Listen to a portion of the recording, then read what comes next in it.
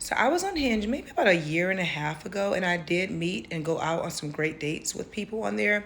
And at that time, I met a guy, and we started hanging out for almost a year. So it wasn't a reason for me to be on the app.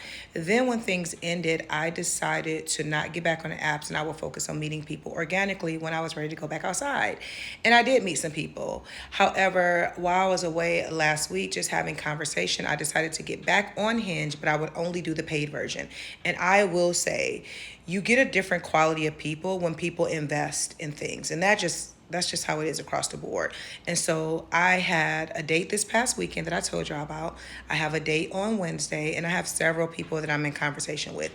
And so far, so good, right? But I think it's all about perspective. Now, are people on the app who just want to have, absolutely. And there are also people that don't want that. And whether you want it or not, that's your business, really. And so it's just all about perspective and the energy that you put out. So if you continue to say most people want that, then that is what you're going to attract. But when you want something different, you have to speak different and you have to change your mindset. And I think dating and your mindset is key. So we have to silence the noise that we hear on the internet. We have to be intentional about what we want, how we're showing up. And I think that there is a lot that we can offer, but you first got to know what exactly do you want.